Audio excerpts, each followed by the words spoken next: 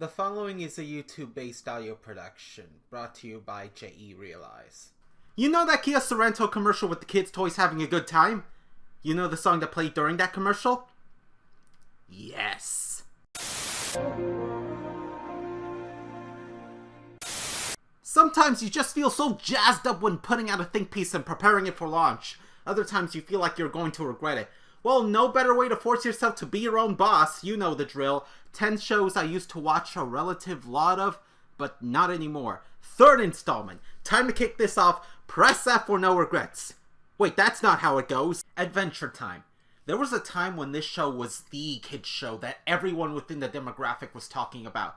What did it get, over 200 episodes? That's impressive, as not a lot of kids shows get hundreds of episodes.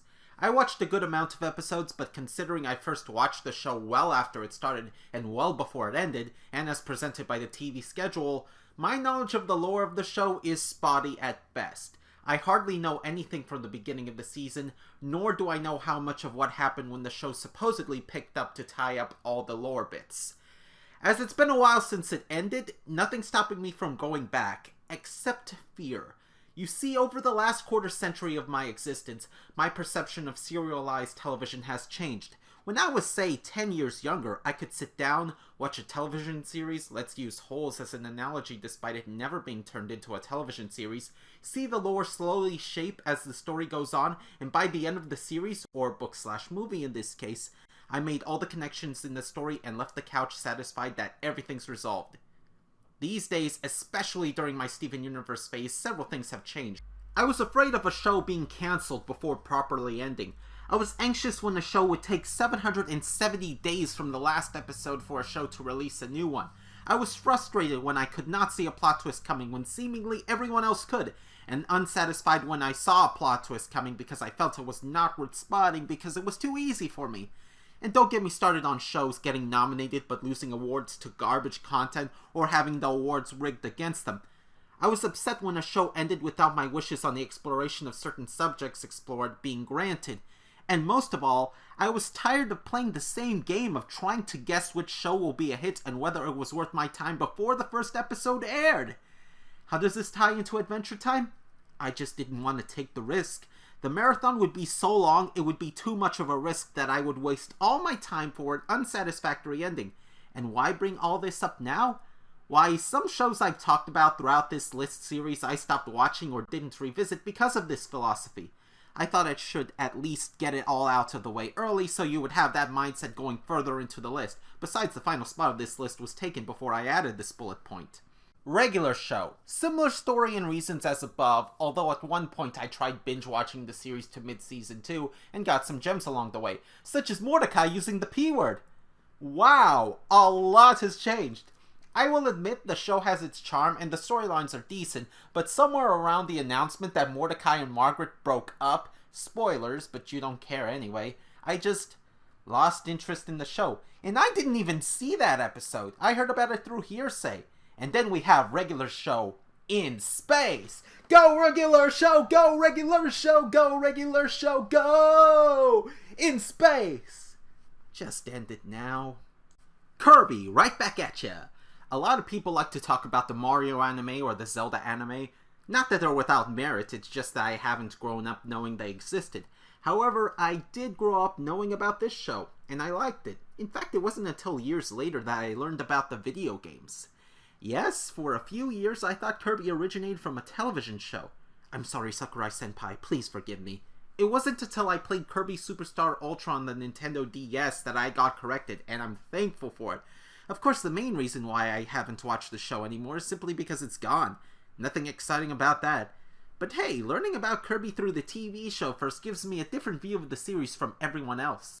Stargate Infinity. A lot of people get asked, what's your favorite series starting with Star? Mine is Star versus the Forces of Evil, no question, but I have no idea why Star Wars and Star Trek aren't concerned with Stargate.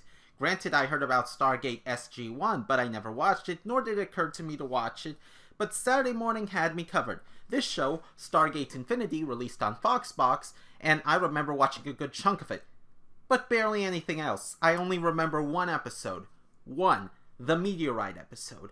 And barely anything from that either. If I mention the movie Armageddon, I'll have to talk about it at length. For the next few years, though, I technically watched more Stargate than Star Wars or Star Trek. I was first exposed to Star Wars through the LEGO video games in the late 2000s, and I got to watch Star Trek The Next Generation around the early 2010s, and eventually both franchises eclipsed Stargate each in total hours viewed.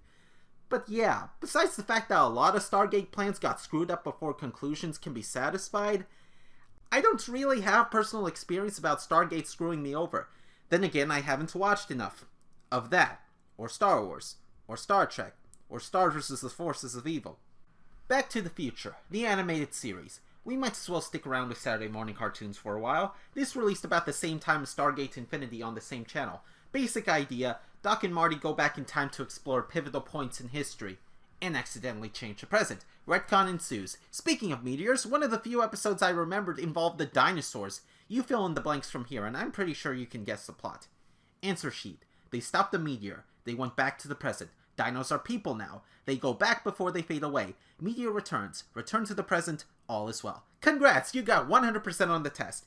But yeah, I don't remember much, and I didn't even watch the first two movies until 2016, on accident. And I watched the third movie first, many years before that. I need to fix that error. Sons of Tucson. I only seem to realize now that my first trying to catch a hot show from first broadcast phase was mostly contained within my Sunday Night Fox phase. I only remember this show having one full season before they gave up, but I did watch most of it, including the finale. It was okay, but it looked like there were plans for if the show got further seasons, leaving my view of what I did watch rather unfulfilled. Poor guy. I don't mean me in this case. The future is wild. Time for some cheating. Yes, I watched the show, but I watched it as the Discovery Edit. In Spanish. I'll get into why the Discovery Edit is better in a minute, but the series was allegedly a BBC import, and at one point had a spin-off animated series for kids. For a while, when I was first introduced to satellite TV and was unsatisfied with what was on Toon Disney, I'd have to go, okay, might as well check what my parents ordered. They of course got the Latino package with a lot of Spanish channels. You want it? You got it. In Espanol. Good luck jumping the language barrier. This was a docu-fiction, as the wiki calls it, where we would see how life from now would evolve if humanity just no longer existed on Earth. In the Discovery Edit, the show also aired in the US on Animal Planet, but I can't confirm if it was the same edit. Before we explore the future, we get a time-lapse starting from early 2000s Paris going into the far future. And let me tell you, those time-lapses are art. It's dated now, but it's art. Before I finish this segment, Nintendo, we had squid people before Splatoon. They're called Squibbins, and they exist 200 million years from now. Your franchise is not original. Extreme Engineering. Let's move on to another Discovery documentary. What do you mean there's more than one season? Come on, I had to kick off another entrant from this list to even fit this here. Fine. We're sorry. The number you are trying to reach has been disconnected. We'll have to visit this later on, but for now I need to find a substitute. Okay, this'll have to do. 20Q. Remember when I would talk about my game show fees? Well, this is one of them. Someone turned the 20 questions concept and party toy into a game show featuring an AI. But remember, this is back when game show AI was hashtag trending.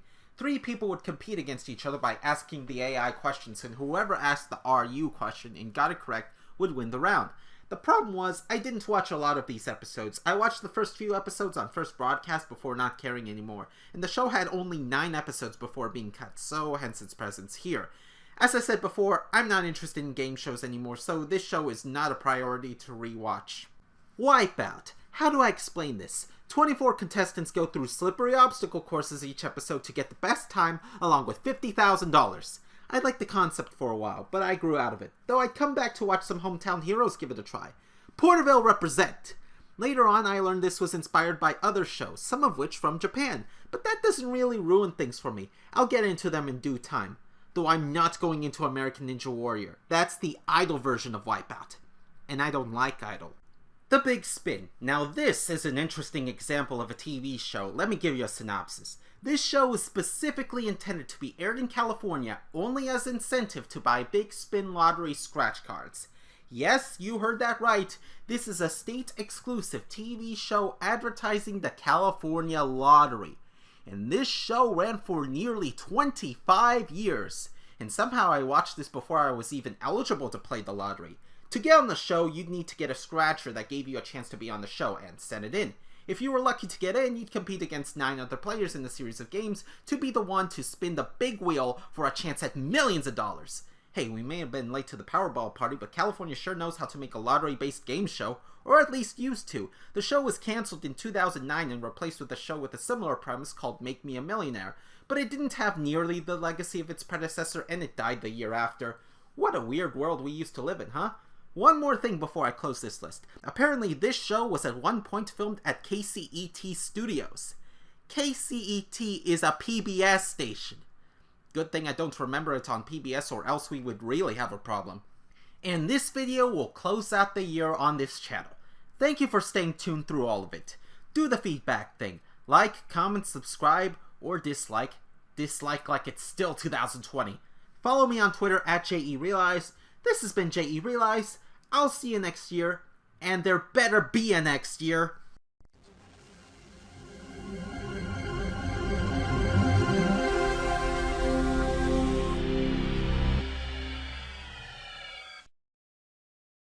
This concludes our YouTube-based audio production. I hope you enjoy, and I wish you farewell.